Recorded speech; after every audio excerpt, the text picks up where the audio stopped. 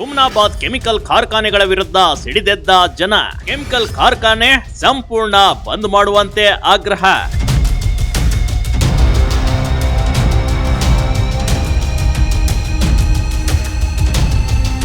ಹೀಗೆ ಸಾವಿರಾರು ಸಂಖ್ಯೆಯಲ್ಲಿ ಬಂದಿರುವ ಮಹಿಳೆಯರು ಅಕ್ಷರಶಃ ಬೀದಿಗಿಳಿದು ಪ್ರತಿಭಟನೆ ಮಾಡ್ತಿದ್ರು ನೋಡಿ. ಕಲಬುರಗಿ ಬೀದರ್ ರಾಜ್ಯ ಹೆದ್ದಾರಿ ತಡೆದು ಜನರು ಕಾರ್ಖಾನೆ ಮಾಲೀಕರ ವಿರುದ್ಧ ಸಿಡಿದೆದ್ದಿದ್ರು.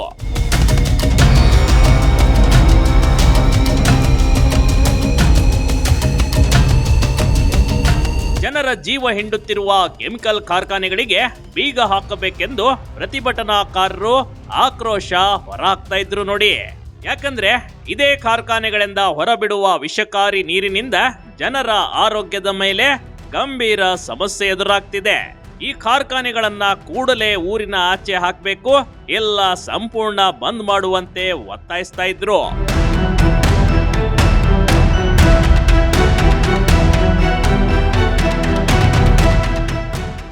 ಸಚಿವ ಖಂಡ್ರೆ ಸ್ಥಳಕ್ಕೆ ಆಗಮಿಸುವಂತೆ ಒತ್ತಾಯ. ರಾಜ್ಯ ಸರ್ಕಾರದ ವಿರುದ್ಧ ಧಿಕ್ಕಾರದ ಕೂಗು. ವಿಷಕಾರಿ ತ್ಯಾಜ್ಯ ನೀರಿನಿಂದ ಚರ್ಮ ರೋಗ, ಕಿಡ್ನಿ ಸಮಸ್ಯೆ, ಹೃದಯ ಸಂಬಂಧಿ ಕಾಯಿಲೆಗಳು, ಹಲವು ಆರೋಗ್ಯ ಸಮಸ್ಯೆಗಳು ಉಂಟಾಗ್ತಿವೆ.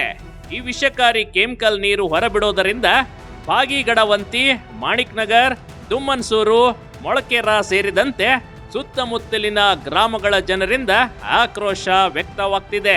ಸಮಸ್ಯೆ ಗೊತ್ತಿದ್ರು ಸರ್ಕಾರ ಕಣ್ಣು ಮುಚ್ಚಿ ಕುಳಿತಿದೆ ಎಂದು ಜನ ಆಕ್ರೋಶ ಹೊರಹಾಕಿದ್ರು ನೋಡಿ. ರಾಜ್ಯ ಸರ್ಕಾರದ ವಿರುದ್ಧ ಧಿಕ್ಕಾರದ ಘೋಷಣೆಗಳನ್ನ ಕೂಗ್ತಾ ಇದ್ರು.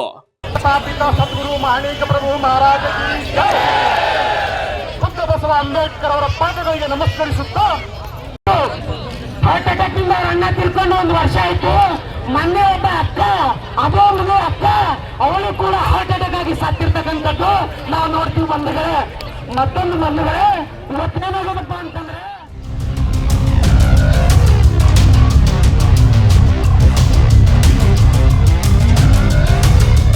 ಬೀದರ್ನ ಹುಮ್ನಾಬಾದ್ ಕೈಗಾರಿಕಾ ಪ್ರದೇಶದ ಕೆಮಿಕಲ್ ಕಾರ್ಖಾನೆಗಳಿಂದ ನಿರಂತರ ನೀರು ಹೊರಬಿಡಲಾಗ್ತಿದೆ.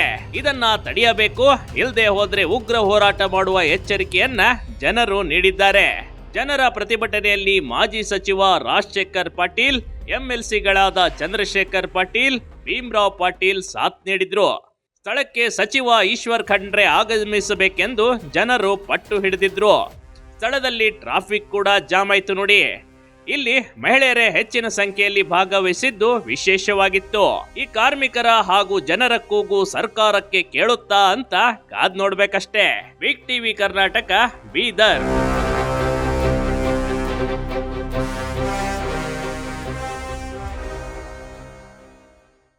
ಬಿಗ್ ಟಿವಿ ಕರ್ನಾಟಕ ಯೂಟ್ಯೂಬ್ ಚಾನೆಲ್ಗೆ ಈಗಲೇ ಸಬ್ಸ್ಕ್ರೈಬ್ ಮಾಡಿ. ಧನ್ಯವಾದಗಳು.